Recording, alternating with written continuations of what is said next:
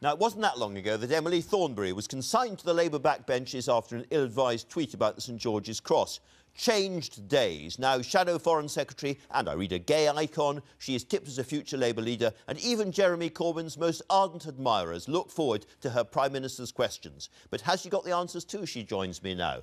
Welcome, Emily Thornberry. Can I ask, first of all, about the John Warboys case? Are you hoping that this goes to judicial review and the release is reversed?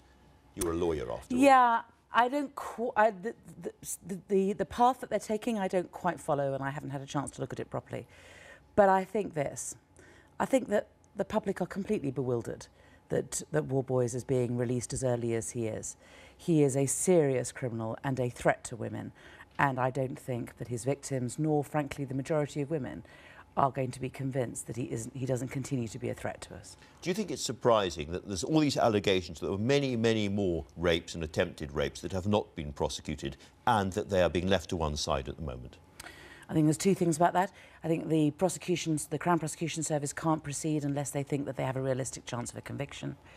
But I think that we still have to continue on a journey whereby we prosecute rapes as well as we possibly can do, and I think that we are coming from a very dark place. I think that they have not been prosecuted properly for really quite a long time. There are improvements, but the question is, have they improved enough?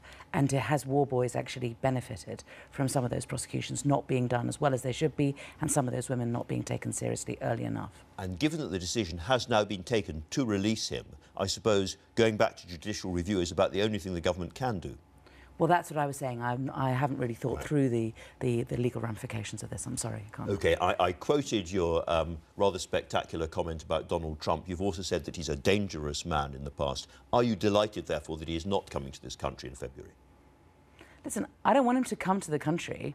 I don't think that he should have been given an invitation in the way that he was. I think that it was wrong for Theresa May to so prematurely give him a state visit. I think that it embarrasses the Queen. I think that it's humiliating for her. I think it's wrong to have brought her into this in this way. The visit in February was supposed to be to open the embassy. And then the question is, you know, what kind of visit did he think he was going to get? Did he think he was going to go to the visit in a gold coach? Did he think that he was going to get, you know, all Loved up. Yeah, all that stuff. Well, you know, Londoners are not terribly impressed with him, and, you know, surprise, surprise, and neither, frankly, are the British. I think the formal position is still that he is invited to come to this country at some point this year. Is your position now that he should not come at all? It's very difficult, once an invitation for a state visit has been made, to withdraw it. As I say, only the Queen can withdraw it, and I don't want to put her into that embarrassing position. I think, though, that the government can give advice to Washington and can say that we have to have security considerations. There will be major demonstrations. He did at one stage say that he didn't want to come to Britain until the British had learnt to love him. And I was quite relaxed about that. Yes, indeed. I mean, you've all had a great deal of fun at Donald Trump's expense, perhaps, on the Labour Party side. But isn't there a serious problem here, which is that once we leave the EU, if we leave the EU, then everything depends upon getting big trade deals with other parts of the world. Above all, top of the queue, Donald Trump's America. If we have completely hacked him off, if he really hates us, it's going to be much, much harder for a future government, which might well be a Labour government, to do the deal that needs to be done. All right, well, let's take this in stages. The first thing is that he said that he wanted to do a trade deal with Britain and that he thought that he could do it within weeks. That shows that he doesn't have a real grasp of what a trade agreement actually is. These things take years. Secondly, it won't be for him to be making the trade deal. There are many people in the United States. We're not in some medieval court. But you can't go round the president. Well, I think that, you know, the American democracy has many checks and balances, and I think that there are a number of people who are very important to speak to. And we never know from day to day what Donald Trump even thinks. Thirdly, we have been trading perfectly successfully with the United States for a very long time. They are our biggest trading partner outside the EU without a trading deal anyway. I suppose all I'm saying is that he might be there for quite a long time. He might win another election. He may be there for a long time to come. And asteroid of awfulness, good though it is, may not be enough to cut it, really. He is an asteroid of awfulness that has fallen on this world. I think that he is a danger, and I think that he is a racist. We've been very, very clear about that. Can I ask you about another regime, Iran? Why do you find it so difficult as a party to decide, as between the protesters on the one hand and the regime on the other, who, in your words, has the white hats? OK. The situation is this. Obviously, we we would condemn any arrest of peaceful demonstrators. There are peaceful demonstrators who are now in prison in Iran, and that's wrong. You know, people should be allowed, being used as yes, well. and people should be allowed to express their views in a peaceful way, and it is completely wrong. It's a breach of human rights for this to be happening. The difficulty is that the picture in Iran is a complex one. You have Rouhani, who is, I hate to use the word liberal in the context of Iran, but is certainly somebody who is responsible for the economy, is responsible for the Iranian nuclear deal, where they're stopping building nuclear weapons, is trying to move the country So he's somebody forward. we have to keep there to talk to. So he is someone that we have been talking to and been talking to successfully until Trump arrived, when he's been trying to undermine the Iranian nuclear deal. And then on the other hand, those responsible for the courts and security seem to be from a completely different tradition politically. And there is a tension in Iran about both those. There are demonstrations, some in favour of one side, some in favour of another, and it is a complex picture. And what Rouhani has said, and he's right to say this, people should have the right to demonstrate peacefully. I get that. I get all of that. But when you see women waving their hijabs, saying that we have been oppressed all this time, and you hear the leader of the Labour Party celebrating the Iranian Revolution, celebrating 35 years of the Iranian Revolution, it seems to a lot of people that the Labour Party is not really living up to its liberal international instincts.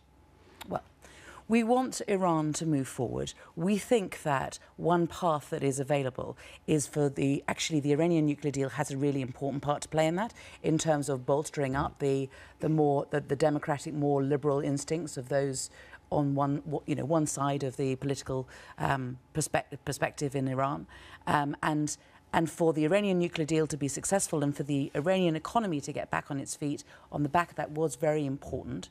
And it may be that as time goes on, the theocracy, which is around the supreme leader, might dwindle if the economy did well. Okay. So it's quite a game of chess.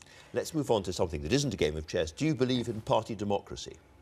Of course I believe in party democracy. And you know, your party polled your own members when it came to bombing in Syria, for instance, and that was a good thing.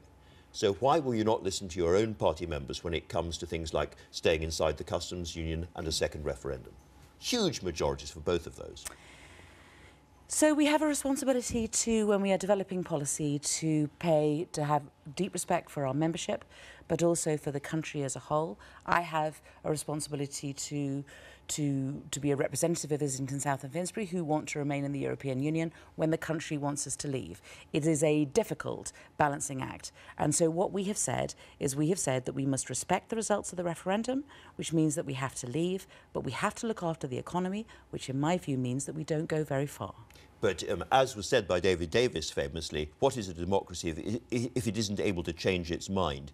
If, when we see the final deal on offer, people are not happy about it, according to the opinion polls, could there then be a second referendum to reverse the decision?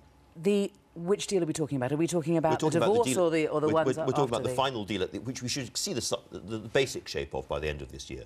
Well, by the end of this year, we'll have the divorce, and then we need to negotiate what our ongoing relationship with Europe will be, and that really is the important bit. So we'll have an interim period where the status quo... by the end of the year. I'm just saying, you know, we'll know, roughly speaking, where we're going by the end of the year. At that point, would it be a reasonable democratic thing to ask the people to think again? I mean, Nigel Farage is talking about it, after all. Okay. It's not exactly... So, first of all, we need to have a meaningful vote in Parliament, and that is what we finally wrung out of this government with the withdrawal bill. Now, they're going to have another go next week, I imagine, to try to go back on that, but we need to have a meaningful vote. So those who represent this country in Parliament must have a vote on the divorce. And if it's the wrong thing, then the government should go back and renegotiate.